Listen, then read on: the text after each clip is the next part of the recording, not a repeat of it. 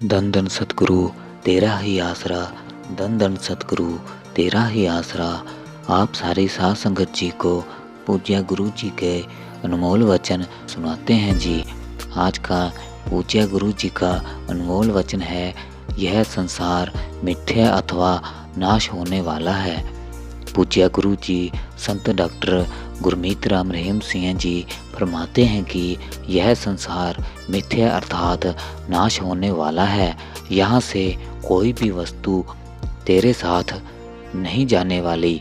इस संसार के सब लोग मतलबी हैं। जिस समय तेरी मौत आएगी तो उस समय कोई भी तुझे बचा नहीं सकता। काल बलि का रूप बहुत भयानक और कुरूप होता है, जिसको जीव ने कभी सपने में भी नहीं देखा होता। वह जब अंतिम समय जीव के सामने आता है और ललकारता है कि चल तुझे धर्मराज ने बुलाया है, तब जीव उसका भयानक रूप देखकर और हुक्मनामा सुनकर अत्यंत घबरा जाता है। बहुत से मनुष्यों का तो उस समय काल का रूप देखकर टट्टी पेशाब ही निकल जाता है, खून का पानी बन जाता है, आंखें रुक जाती हैं, दांत जुड़ जाते हैं और हाथ पांव मुड़ जाते हैं। उस समय उसकी बहन भाई सभी रिश्तेदार कोई भी सहायता नहीं कर सकता। आत्मा काल को देखकर शरीर के अंदर जो 72 कोठियाँ बताई गई हैं उनमें छुपती है। काल बलि उन सब को तोड़ फोड़ कर जीव आत्मा को निकाल ले जाता है। पूज्य गुरु जी फरमाते हैं कि उस अवसर पर जो कष्ट आत्मा को होता है, उस विषय में संत महात्माओं ने कुछ वर्णन किया है। श्रीमद् भागवत गीता में इसके विषय में जिक्र है कि जिस समय आत्मा शरीर छोड़ती है तो इतना दुख होता है कि जितना कि 100,000 बिच्छू इकट्ठे ही डंक मारें।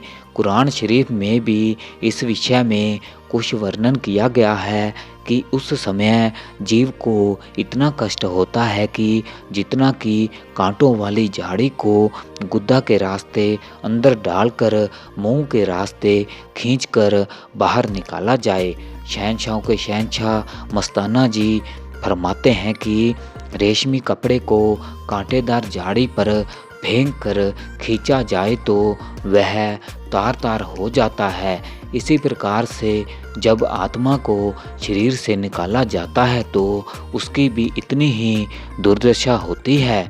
पूज्य गुरु जी फरमाते हैं कि एक उदाहरण देकर समझाते हैं कि जब पति दुल्हन को लेने आता है तो वह कायदा है कि वह रोती है और रोने से मुराद है कि मुझको जाने न देवे, पर कोई नहीं रोक सकता। इसी तरह जब काल आवेगा यह सूरत हरचंद रोवेगी, पर कोई मदद नहीं दे सकता। जब अंत समय आता है तो उस समय जीव को अत्यंत कष्ट होता है। उस समय इस जीव के घर वाले, रिश्तेदार, संबंधी, मित्र, दोस्त उसके मुंह की ओर देख रहे होते हैं। कोई उसकी नब्ज पकड़कर बैठा होता है, कोई उसकी आंखों में देखता है कि आंखें ठहर गई हैं या नहीं। अर्थात सब संबंधी उस समय व्याकुल हुए ताक में रहे होते हैं तथा परेशान होते हैं।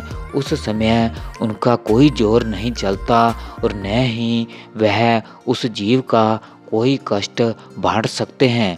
पूज्य गुरु जी फरमाते हैं कि हे जीव, मृत्यु भी तेरे अंदर है और उस मृत्यु से छुटकारा दिलाने वाला गुरु भी तेरे अंदर है।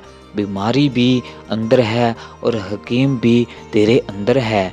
वह राम या गुरु जो काल से बचाने वाला है और तेरा सच्चा साथी है, वह तो तेरे अंदर ही है।